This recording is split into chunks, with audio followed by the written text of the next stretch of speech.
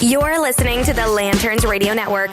We are the network dedicated to empowering the individual, illuminating the truth, defending American exceptionalism, and inspiring future generations. Stay connected and get involved at Lanterns.buzz for great radio. Get commentary and news of the day. Lanterns.buzz. You know, I wish we could find some way to hold people accountable. Free speech is a great idea, but we're in a war. To make sure the economy doesn't collapse, I've abandoned free market principles to save the free market system. In this present crisis, government is not the solution to our problem. Government is the problem. You're listening to Common Sense Radio with A.J. Davis on the Lanterns Radio Network.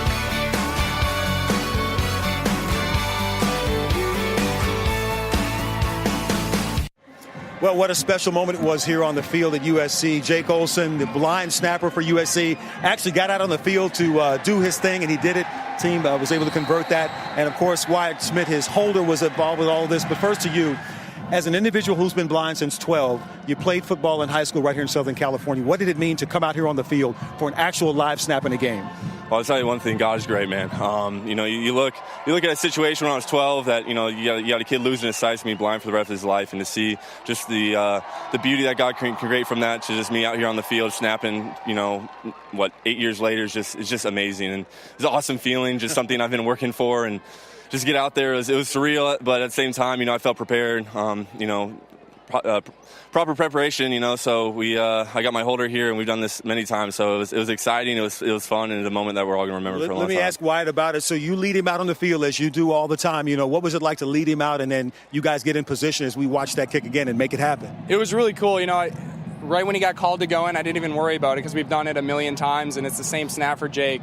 So he was ready. He ran in there with me. I got his feet set, him lined up, and Chase kicked it away, and it was a perfect snap, and I'm really proud of Jake, and it just shows what you can do, and dreams do come true. He's worked for it so hard. So. Speaking of dreams, Jake, you've been blind since you were 12 years old, and there are lots of kids around the country and around the world who may be involved in football or other sports or not at all. What is it that you want from them to take away from what you did today, from high school to this big stage and actually being able to perform for the team? Right, it's something I really want people to look at and just be inspired. We live in a world and a society that, it seems to want to tell people what they can and cannot do a lot of times, and so I preach that, it's up to you. The only thing that's going to stop you in life is you, and so I hope people can look at my snap and just realize that, if you're blind, you don't have arms, whatever the case may be, maybe you don't even have a physical ability, and it's something entirely different, but you are empowered to do what you want to do. Jake, you inspired us all today. Congratulations. Great job. Welcome to the program, folks. A.J. Davis here on the Lanterns Radio Network. So glad to have you here. And I had to start out the show tonight with that clip of Jake Olson, USC's blind long snapper. I just am so sick of the negativity and everything that's going on with football. I had to share some positive stuff that happened back on September 2nd. People might not have forgot about it. I know I haven't talked about it, but to me, it was something that was just truly remarkable by the USC football program. Jake was a 12-year-old and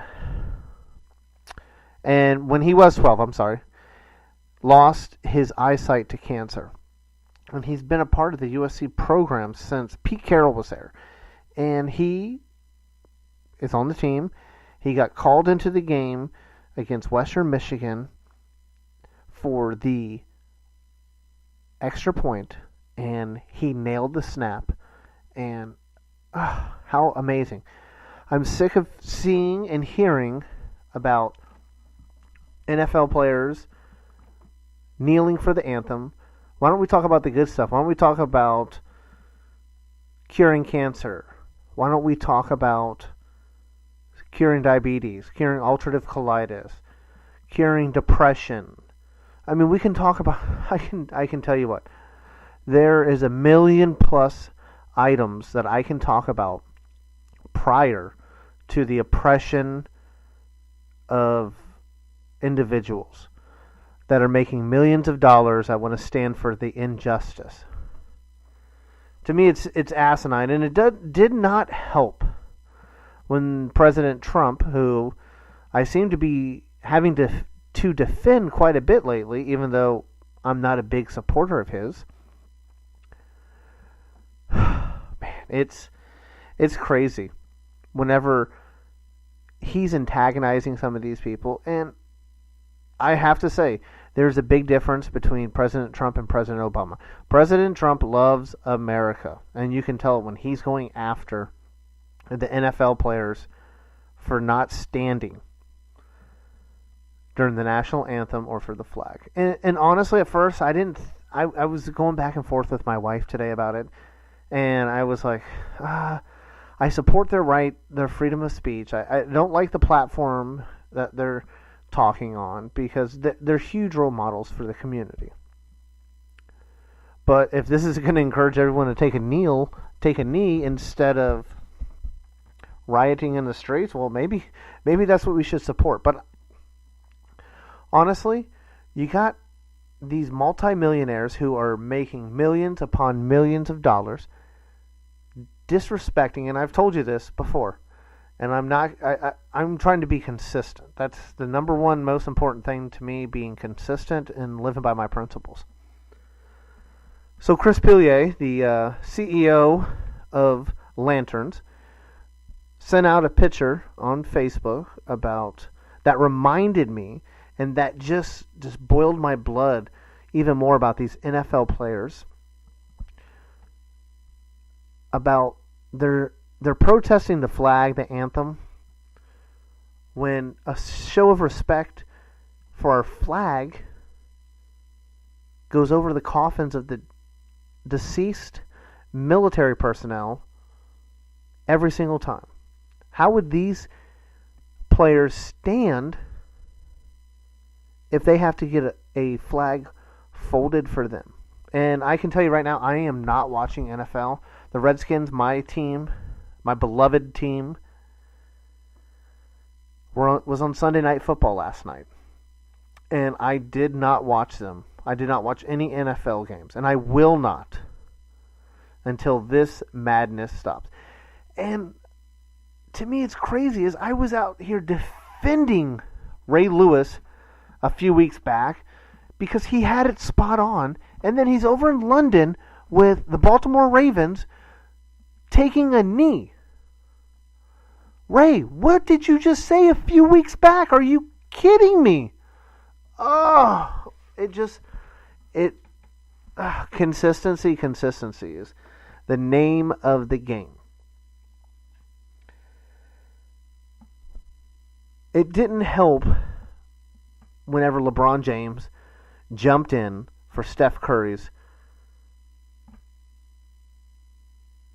tweet about saying that they're not going to the White House. It was fine until you got there, blah, blah this, blah, blah that. So what I have to say to you, Steph, why did you go to the White House when we had a Marxist-in-chief, President Obama, that was that was helping put money? No, he wasn't helping put in money. He was fundraising for places like Planned Parenthood, whose founder, Margaret Sanger, wanted to eliminate the Negro race. That's a quote right there. That is absolutely a quote. Where were you for that? I hope you're going to be standing at the next March for Life. I hope you are. And then LeBron, I give you respect on the court. I give Steph Curry respect on the court. But my goodness, stop. I mean, I want to see you play sports. I don't want to hear your politics. I honestly don't. I really don't. And I really don't want to hear the president tweeting out about Rocket Man and going back and forth with you. But I will be honest, though, the Rocket Man tweet was pretty funny. My wife thought it was hilarious. I did too, but, I mean, we are living in such a crazy world. Such a crazy world. It is absolutely asinine. And to top it off, we have one of our, what appears appears to be presidential hopefuls. That's what I'm calling him. Cory Booker. And Saturday he sent out the thing that just made my jaw drop. And I sent it over to Watson Prunier, and I think he just said, I think his jaw dropped as well. It goes, just 3 drugstores, CVS, Walgreens, and Rite Aid, control 99% of the pharmacy market in the whole country. Earlier this year, I wrote to the FTC outlining specific concerns about the proposed merger between Walgreens and Rite Aid and the lack of drugstore competition. Okay, I'll come back to that. Competition. When there's more competition, consumers enjoy lower prices, better products, better opportunities for workers, and a more level playing field for small businesses. I'm disappointed to see the approval of a deal that will further limit options for communities. And I said, and I sent that over to Watson, and I go, shout out to you, Watson, right there. I said to him, I go, when did this guy care about competition? What about the Affordable Care Act? What about repealing the Affordable Care Act? And I will get into health care again. And I have a fantastic clip back from July. I cannot wait to play for you. I saved it, not intentionally. I had pulled it and then I just saved it. But anyway, back to Cory Booker. What about Cory? What about competition for health insurance across state lines? I don't think he wants that. It's only when it's convenient for him. Why isn't he going after Amazon then, that is putting places out of business? Why isn't he going after Uber and Lyft? He's just going after Walgreens, CVS, and Rite Aid. I wonder if this is just speculation. Just speculation. Maybe they did not give him any campaign contributions. Could be. The lobbyists on K Street. What do you do whenever there's... I mean, some of these people just do not think. I mean, there was a tweet by... what was a celebrity? Can we trade Donald Trump for Kim Jong-un? Like, are you kidding me? Do you want to be in a jail cell for 5 days not eating? And I had heard a story before where he had kept dogs in a jail cell for I don't know how long. Maybe it was a week, maybe it was 2 weeks, that hadn't ate, and then let them into a cell of another person. And what do you think happened? Unbelievable. This person wanted, and I'm sorry I don't have the name because it's all such a blur anymore. It's so much negativity in this world that it is just unreal. It's just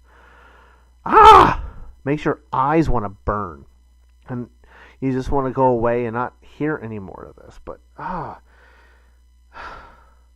But hey, good sign. Here is a good sign. The end of the world was supposed to be on the 23rd on Saturday, and we made it to the other side. Thank goodness. Wow. Unbelievable. I didn't think we were going to have another show because the astronomer was predicting that, I don't know, was it the end of the world or was it the beginning of the end of the world? Who knows? Everything changes. On New York Times, it was probably the end of the world, and I had heard an interview with him, I don't know, what was it, Thursday or Friday, that it could be the start of it and that he was not calling for the end of the world. I mean, that is a problem with mainstream media. You do not know which one to believe. You don't know which one to trust. It's absolutely absurd. And honestly, that's one of the main reasons I joined Lanterns. And I can't wait to go to CPAC because I am going to tell you from a everyday American's perspective of what I hear there. You might not like it. I'm going to be true to my heart. I'm going to be true to my principles.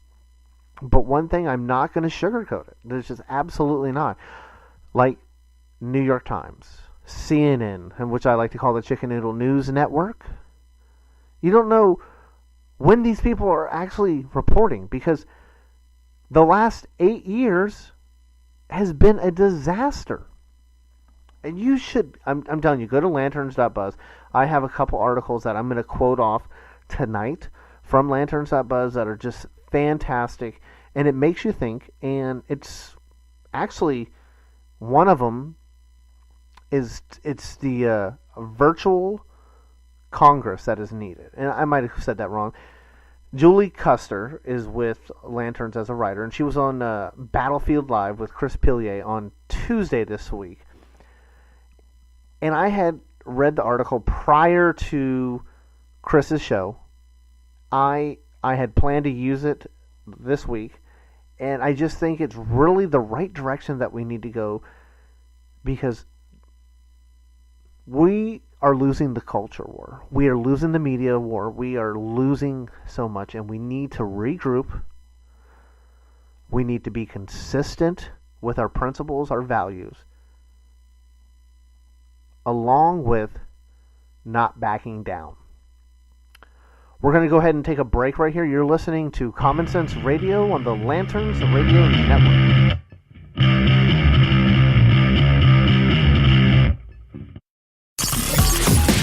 You're listening to the Lanterns Radio Network.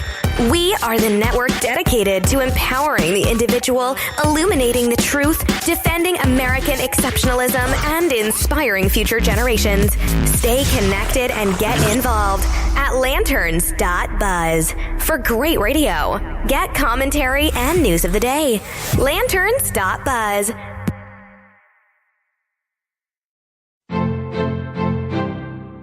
In every rising of the sun, my purpose was to be thankful to be alive. I was even more thankful for the blessings that came with this life, specifically Virdis, my wife. But that came to an end when Aklavane and her minions violently took her away from me. So my new purpose in this life is to gather all the pieces of the Stone's Heart so I can defeat Aklavane and get back my bride. Join me as I travel to new worlds, making new friends and avoiding old enemies. Read more about my story in the first 2 books of the Stone's Heart series, which are now available on Amazon.com in Kindle format. The first book is The Quest for Savitvarda, and that is followed by The Heart of Pagaila. Stone's Heart is more than a fantasy and a sci-fi quest. It's me fighting to get back my precious wife, despite the overwhelming odds against me. Stone's Heart. Join, explore, and believe. Check out Lumberlax. This is a company started by an 11-year-old Kai Talley. He plays lacrosse, and the money that they profit off of the business, they use to help less fortunate kids that cannot play lacrosse. He partners with nonprofits to give money to kids that physically cannot play the game due to special needs or illness. This is an amazing thing that he is doing, and he is extremely involved in his community.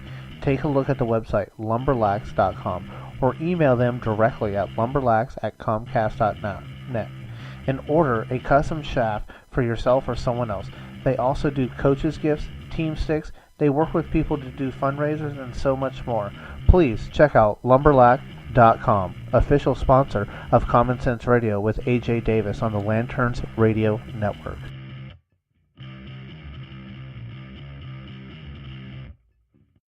Republican Senator Ted Cruz has held several town halls in his home state. You have Texas over the break. Senator, you're working on a solution. Welcome, but it looks like the bill is in trouble in the Senate.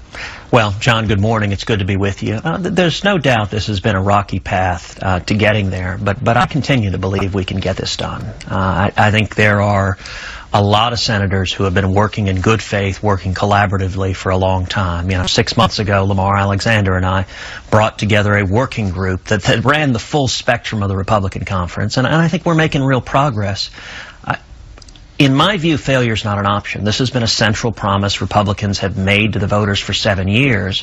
I think we've got to deliver, and the way to deliver, what I have been urging more than anything else, the way to get this done, let's focus on lowering premiums. The biggest reason so many millions of people are unhappy with Obamacare is that it's made their premiums skyrocket. If we can fix that with common sense solutions, give people more choices, more options, more freedoms, and lower premiums, that'll be a win, and that's how we unify our conference. So, but here's the challenge. Coming from Senator Grassley, your own party, who's worked on the health care issue, on your plan, he said this, and let's listen to the audio, and I want to get your reaction. Sure. There's a real feeling that that's subterfuge around pre-existing conditions.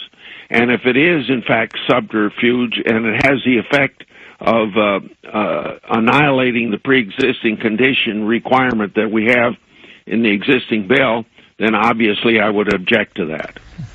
Your response, Senator. Well, Chuck Grassley's a good man, and he's a good friend. You know, I think it's important for Republicans not to be deceived by the attacks that are coming out of Chuck Schumer and the Democrats. Chuck Schumer this week blasted the Consumer Freedom Amendment, which is, I think, critical to getting us done. Yes, because Schumer doesn't want us to pass this. Schumer wants this to fail. And so no Republican should be deceived. When Schumer made the argument, he called it a hoax. Welcome back to the program, folks. I am glad you're here. That Ted Cruz audio clip was taken back on July 9th on Face the Nation. And I just thought it was incredible that we're almost 3 months later. Literally, we're 2.5 months later. And Senator Cruz had called it. Said, I think he misspoke a little bit. I think he meant to say Republicans and Democrats do not want this bill to pass. Because we know the Democrats don't. Because as Jonathan Gruber said, the architect, I think it was Jonathan Gruber. Anyways, he was one of the architects that basically said, this isn't a Trojan horse, it's just right there. And we can't be transparent. I'd rather have the bill because this will lead us to single payer. And that's what they all want. They want control. They absolutely want control. And listen to this Gruber audio. And I kid you not, this is from when the Affordable Care Act was in the beginning, or no, it was after it was passed and all the audio was leaked. It's just, you can't do it politically. You just literally cannot do it. Okay? Transparent financing, unless I have transparent financing, also transparent spending. I mean, this bill was written in a tortured way to make sure CBO did not score the mandate as taxes. If CBO scored the mandate as taxes, the bill dies. Okay? So it's written to do that. In terms of risk-rated subsidies, if you had a law which said healthy people are going to pay in, it made explicit that healthy people pay in and sick people get money, it would not have passed. Okay? Just like lack of transparency is a huge political advantage. And basically, call it the stupidity of the American voter or whatever. But basically, that was really, really critical to getting the thing to pass. And, it's the second best argument. Look, I wish Mark was right. We can make it all transparent. But I'd rather have this law than not. So it's kind of like his reporter story. There's things I wish I could change, but I'd rather have this. That's exactly what all the politicians say behind closed doors. And we'll never hear it. This was actually a bit refreshing to hear honesty. Because have you ever seen the show House of Cards? Frank Underwood starts out as, I think he's the whip, and then he moves up to the speaker. Then he gets moved into the vice president, and then he itches his way into the presidency. Spoiler alert, sorry, I guess I should have started that one. It's kind of funny. Not really. How it worked. It is absolutely the way things happen on Capitol Hill. It's absolutely propulsive. And our elder statesman, John McCain, made sure to come out and release a statement that he is in opposition. He is not going to vote for the Graham-Cassidy bill. And just don't know enough about that bill.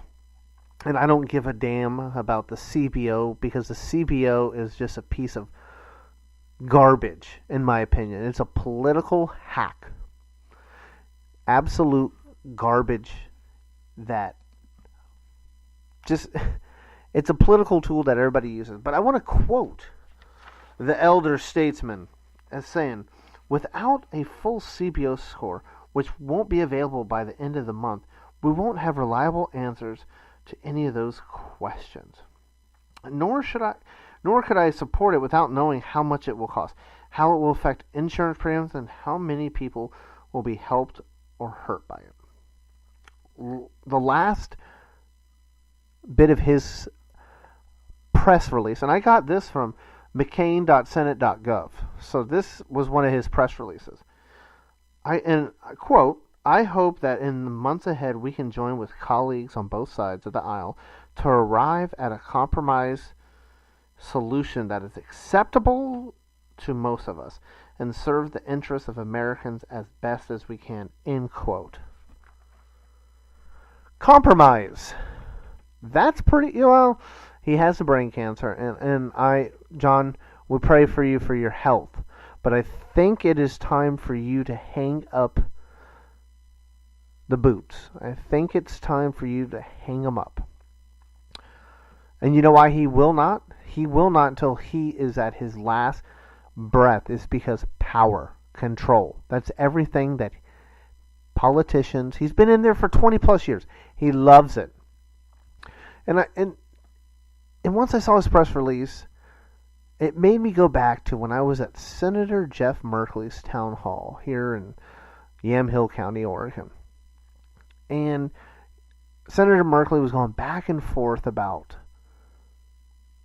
the health care, the skinny repeal that they all were working on. So they just have been working tirelessly to get these bills.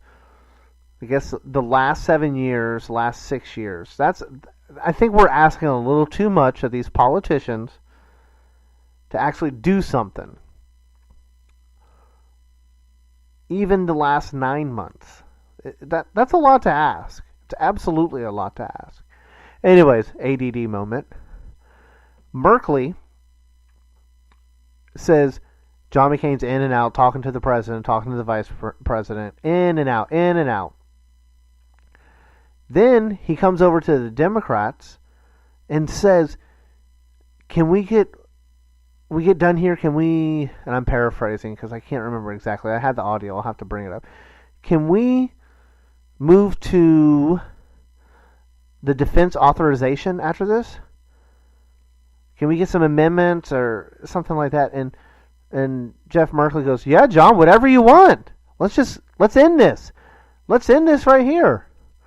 You can have as many amendments you want. How many do you want? Sure, whatever." So he jumped at that because he's a war hawk. And I'm not labeling, that is true. If you go on his Senate page, everything is about the military, and I love our military. I'm a veteran. But the big but, he wants to increase every bit of spending when I think across the boards things need to be, as our wonderful Marxist past President Obama said, is we need to take a scalpel to each line. Each department needs to, and each department can. I've seen waste from the federal level like you would not believe. I've seen it at the local level. But John got what he wanted, the Democrats got what he wanted, and it seems like they are working together. And if you cannot see that, then you're blind. Because it's clear as day if you just pay attention a little bit. John McCain is not a Republican. And I am surprised that he's voting no on his buddy's bill. But again, it's all politics. They'll stab you in the back like they're eat you like a shark. They could care less about you. They could care less about me. They could care less about actually doing any meaningful work there. Some of them, like Ben Sass, Mike Lee, Ted Cruz, Rand Paul, they do. But this bill, almost, you can't. If this Graham Cassidy bill fails, Obamacare will be on the back of the Republicans, the Affordable Care Act, because they're not calling it Obamacare anymore. It's Affordable Care Act. And when 2018 comes, which is not far away, and they ramp up for campaigning, they're going to be able to make campaign videos that are they're going to be able to have their 9-year-old and 10-year-olds make them. They really are. They're going to be so easy to make, and they're going to be all over the place, and they're going to be so easy to sell to people that aren't paying attention. And that's where people like Bernie Sanders will thrive. He's so calculated. The guy that's a socialist but has $600,000 homes. The man of the people that flies to the Vatican and eats what you'd get at a 5-star restaurant in the back VIP room. But he's a man of the people. And he will be there to capitalize and push the single-payer system. Because he's already saying, polling showing that 54% of Americans support a single Medicare for all. And that's how they're going to phrase it. Medicare for all. It's as Senator Merkley said at his town hall, it's a well-respected program. Yeah. Yep, you're absolutely right, Jeff. It's a well-respected program that you guys are going to turn into control and get rid of private insurance. But your buddy Cory Booker wants competition for, drug pharmacies, but he doesn't want it for health care. Okay, he wants a one-size-fit-all shoe, and that's what all of you want. I mean, I don't know how long I've been preaching it. I'm talking to the wall, but that's exactly what we're going to get. Unfortunately, you can thank Justice John Roberts, who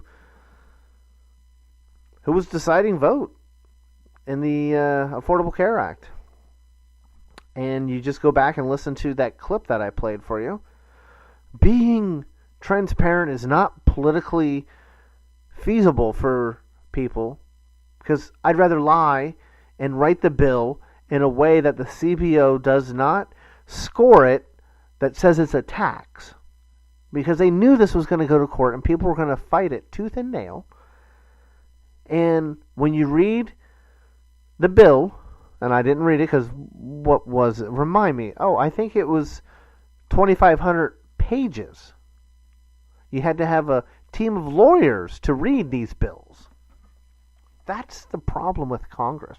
And on the other side of the break, I have 2 fantastic articles from Lanterns.buzz that you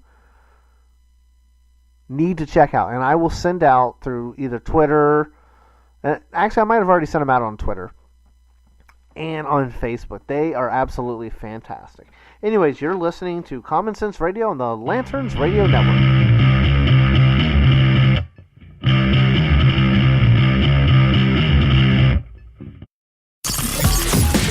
You're listening to the Lanterns Radio Network. We are the network dedicated to empowering the individual, illuminating the truth, defending American exceptionalism, and inspiring future generations. Stay connected and get involved at Lanterns.buzz for great radio. Get commentary and news of the day. Lanterns.buzz. Welcome back to the program, folks. You're listening to Common Sense Radio on the Lanterns Radio Network. I want you to do me a favor. Go to Lanterns.buzz. Check out all the great articles. I want you to go on iTunes, Stitcher, SoundCloud, or Spreaker, or, I forgot, iHeartRadio. iHeartRadio is probably the best way to find us. And type in Lanterns.buzz. Check out my show. Check out many other shows on the network. You've got Defenders of American Exceptionalism. You have Battle for Freedom with Watson Prunier. You have Battlefield Live with Chris Pillier and Susan Swift. You have The Hollow Net by Matt Holloway. You have The Free Stater, The Voice of Reason. We have the NASCAR show now as well. You also have the Blake Johnson program. Fantastic broadcasters, fantastic writers at Lanterns. We are here to fix a machine. I mean, I'm going to reference 2 articles tonight after I kick off with the piece by Representatives Andy Biggs, Dave Bratt, Trent Franks, and Rep. Paul Gosar. Let me get my papers all just ready for you. So, it's an opinion piece in the Washington Examiner, and it's in response to our favorite Republican hack, Karl Rove. It's titled, House Freedom Caucus Members, Karl Rove, Stop Blaming Us for Dysfunction in Congress. And it's dated September 19, 2017. If there's any dysfunction, it's definitely not from the House Freedom Caucus. Well, no, maybe it is, because they're used to regular order, as Senator McCain would call, right? That's what we need to get back to, is regular order. Deals, backdoor deals. So I want to quote a couple things. His recent... It's unfortunate that he has chosen to exert this swamp-like influence. I think that's pretty hilarious. We do our best to listen to our constituents and fight for what they believe in. We are not beholden to our party or even to each other, end quote. Having never been elected to public office, Rove may not understand this responsibility. These guys aren't playing around, and I think they're spot on, because Karl Rove, remember, he was all over Fox News telling everybody, Mitt Romney's going to win. The millions and millions of dollars that people spent. Give me a break. Their policy fell well short of a full repeal of Obamacare regulatory structure and received only tepid support in our own caucus. That's true. The drafters of the 2018 budget, to which tax reform will be attached, assumed that Obamacare would be fully repealed and factored projected savings from the repeal into the budget to achieve revenue neutrality. Of course, Congress didn't repeal Obamacare, so what we are left with is a budget that no longer reflects reality and which could limit our options for crafting pro-growth tax reform. And the last one, which is one of my favorite.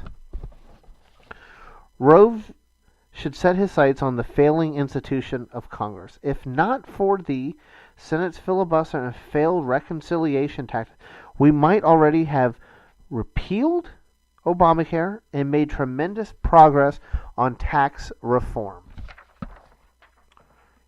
End quote. So why I wanted to bring that up to you is, and you already know this, because if you're listening to the sound of my voice, you're no dummy. You understand progressivism is what is destroying our institutions, from public education to colleges to Congress. It's absolutely a disease. It's almost like a thing of food coloring that you put on top of, like, say you slice a lemon and you put it and it just drains into it. It is absolutely a virus.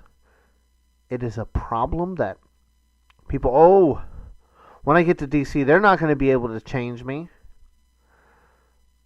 They're not going to be able to change me. Okay. Mia Love was someone who was elected by Utah. One of the most Republican states in the union. And talking tough on the campaign trail. And I'm going to vote against Speaker Boehner. And the first thing she does is vote for Speaker Boehner.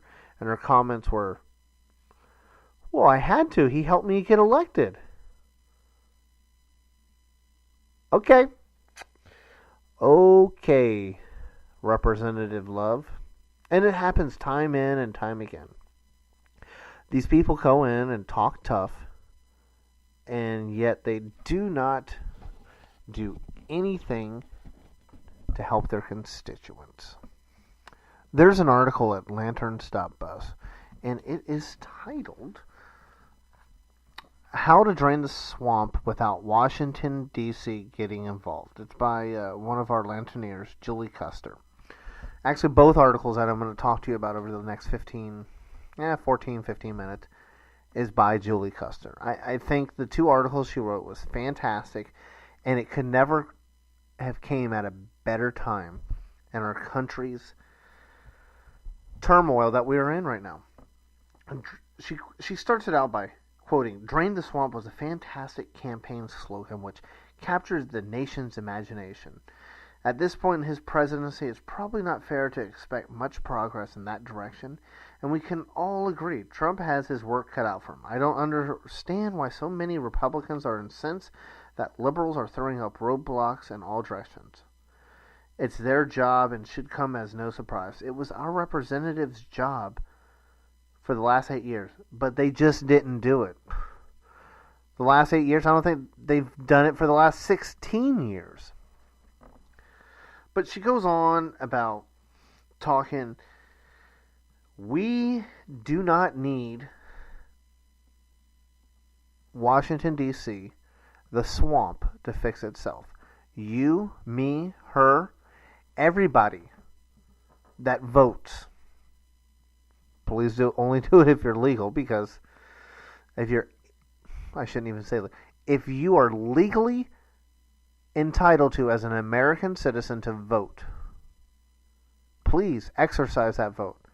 Why don't the NFL players start protesting that to encourage more people to vote? Let's get more people out to vote, get informed.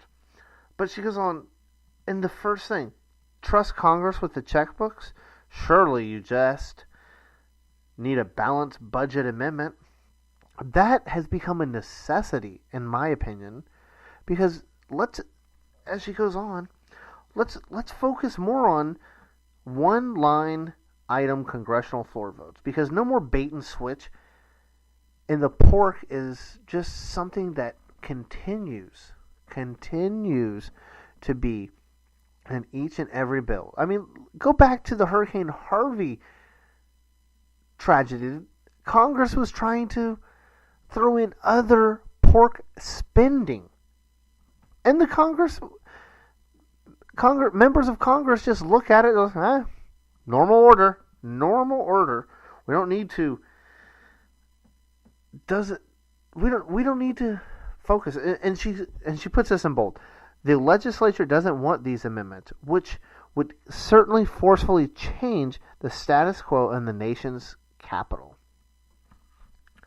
Sure, the politicians are all screaming to change the status quo, but we can do it without them. This is our government, and it's up to us to call the shots. And I agree, and I completely agree with you. Another thing is term limits. Term limits is something that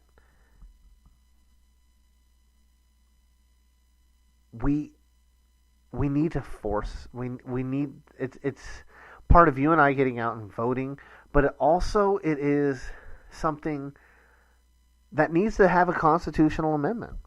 Because let me tell you, if you think any of those, I need to say it nicely, members of Congress are going to relinquish power, you're going crazy.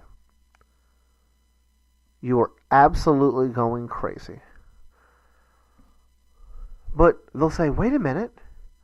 Look at the Senator Barney Frank who stepped down. He went to work for the banks of Wall Street and is making a 6 or 7 a high 6, low 7-figure paycheck, because he has all the contacts on Capitol Hill.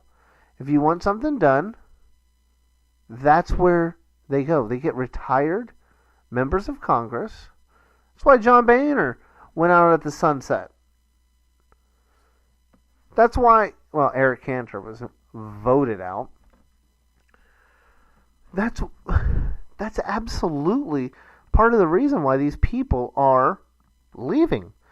They can make more money on the outside. They have all the contacts, they have all the friends, still working all over, and they're rubbing elbows and going to the local cigar bar in D.C. or wherever the members of Congress hang out. I'm not exactly sure. I'm not up to date, but whenever I go to CPAC in February 2018, I will do my best to figure out where they all hang out and see if I can get some interviews. I will try my best, no promises. But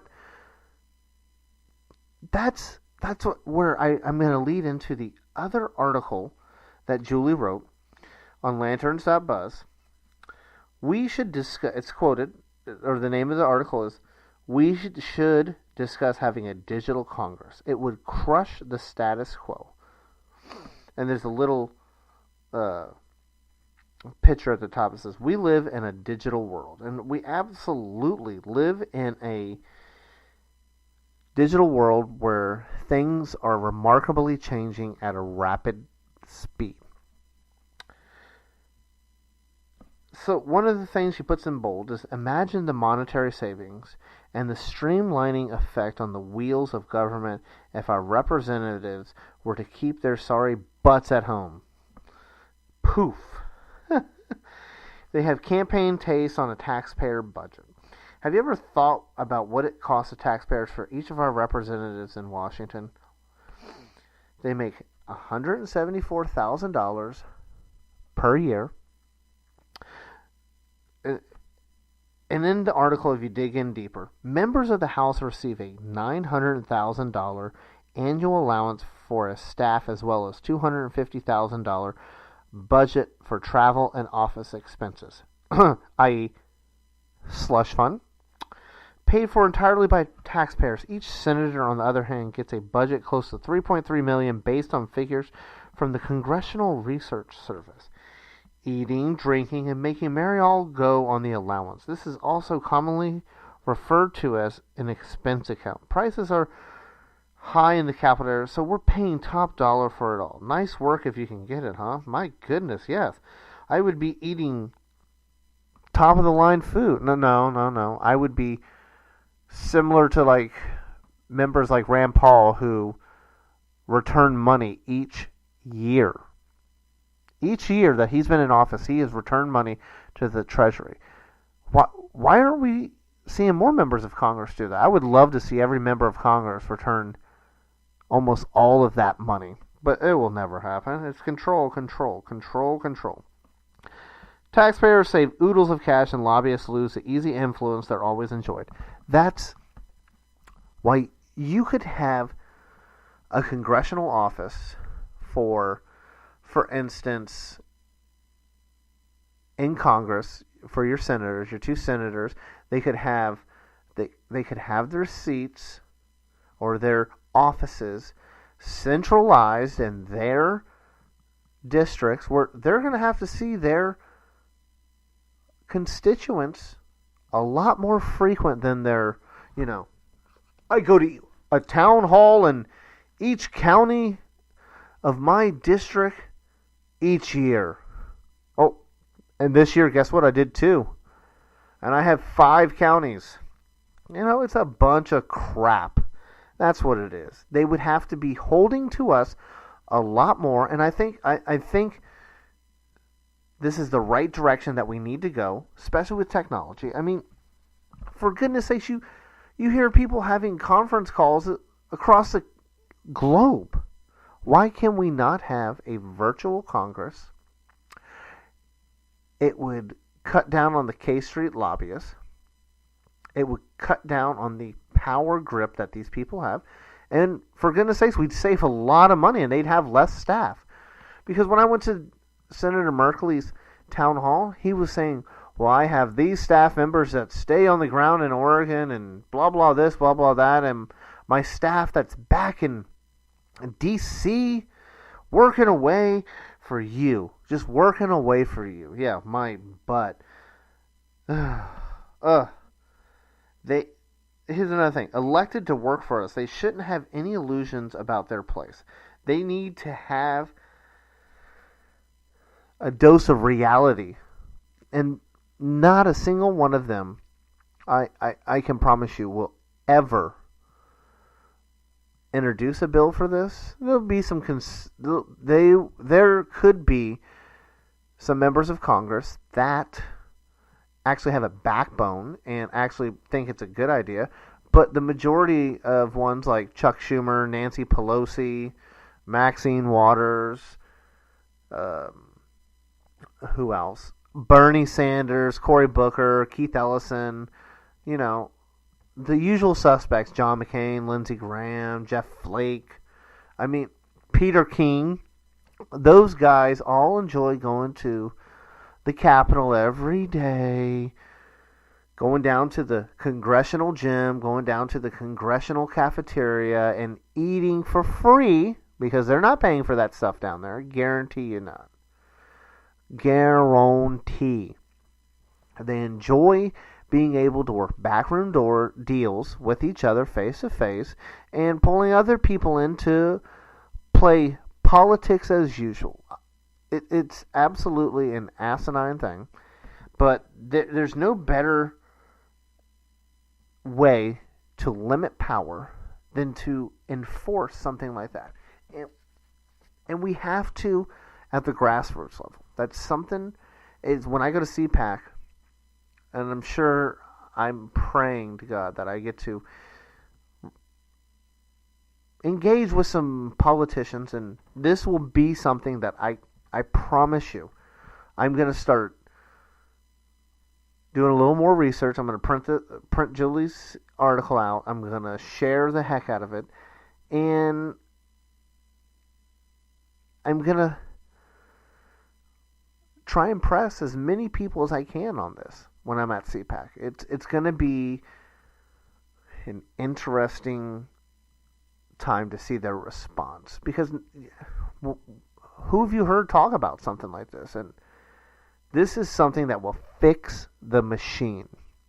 And here at Common Sense Radio, that's what we're here to do. We are here to fix a machine. We are here to illuminate the darkness with light. And that is something that this would do. It would... There's pros, there's cons to this, but I think the majority of this is positive, and I think there's lots of ways that we can work on to eliminate the negativity, not the negativity, the cons to that, because people hacking in on votes and different stuff like that. But I really think that we can work and get a lot of that stuff fixed. We really can. So I hope you all have enjoyed the show tonight. I've enjoyed being here with you. I want to encourage you again to check out Lanterns.buzz and check out all my fellow colleagues, whether they're writers, they're podcasters, or they're doing the live shows.